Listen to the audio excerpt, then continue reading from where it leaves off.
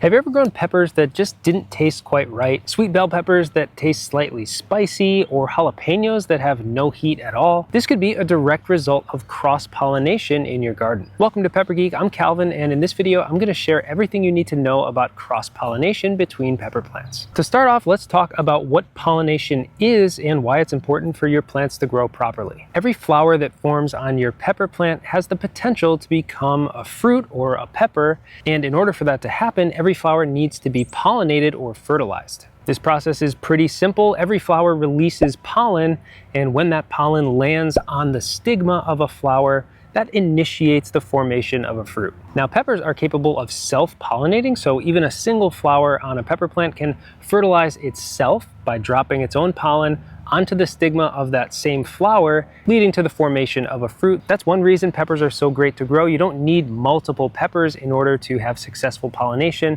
Each plant can fertilize and pollinate itself. Now, how does this usually happen? There are two main mechanisms. One is by insects, so the bees come along and buzz inside of the flowers, transferring that pollen all around and fertilizing all the flowers. The other is just the wind, which is usually enough, in the case of peppers at least, to release the pollen on those flowers and self-fertilize them.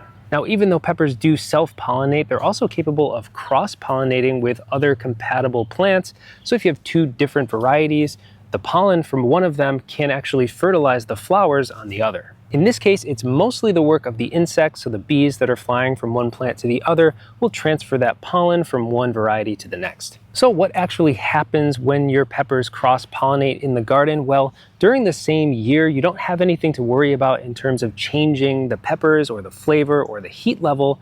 So if you have a sweet pepper like this one here, this is a blushing beauty bell pepper, and a hot pepper, this is a jalapeno, right next to each other, you're not going to end up with sweet jalapenos or spicy bell peppers in the same growing season. This is true even if you had the pollen from a ghost pepper land on the flower of your bell peppers. That bell pepper will still grow to be a normal sweet bell pepper, the same shape and flavor. So during the same year, planting different varieties next to each other will not have any noticeable difference in those peppers during the same season. However, if you plan on saving the seeds from your peppers, this is where cross-pollination can have a dramatic effect on future seasons. So let's use the same example. If the pollen from a ghost pepper pollinated the flower on a bell pepper, and you let that bell pepper grow, saved the seeds, and planted them the next season, that next generation plant will have 50% genetics from each of those contributing plants. So you'll essentially have half ghost pepper, half bell pepper, and this is actually a real thing. Last year we grew a cross between a ghost pepper and a bell pepper called the Barbarous Antipodes. It's a fascinating pepper with a good heat level,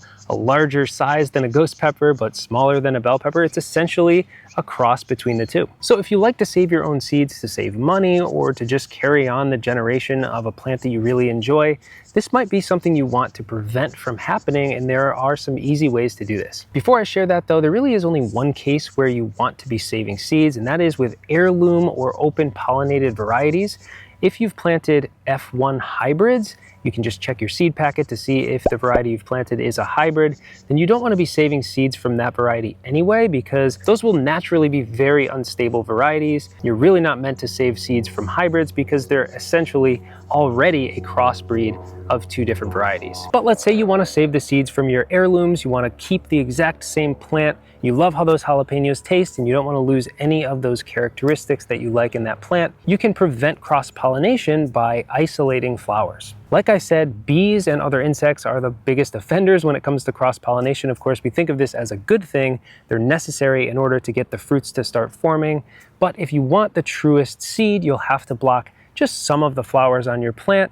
A select few is usually enough to save plenty of seeds. So this is the tool that we use. This is called an organza bag. It's essentially just a small mesh bag with a little pull string to tighten off the top. And you can use this to cover up flowers that have not yet opened on your plant. So you'll want to find a flower bud that hasn't opened yet. You can even cover entire branches. These come in a variety of sizes. So you could cover a large branch and then cover up the flowers and cinch it closed. Once you've done this, you want to check on the flowers every day for about a week or so. It's usually only a week until those flowers will open up and self-pollinate, you can come through and shake them to release the pollen and encourage that self-fertilization. Once those flowers have started to form a fruit, you'll see that small fruit starting to swell on the end of the flower. That's how you know fertilization was successful, and you can remove the organza bags at that point, but you want to make sure to label those fruits so that later in the season when they've ripened, you know which ones were isolated.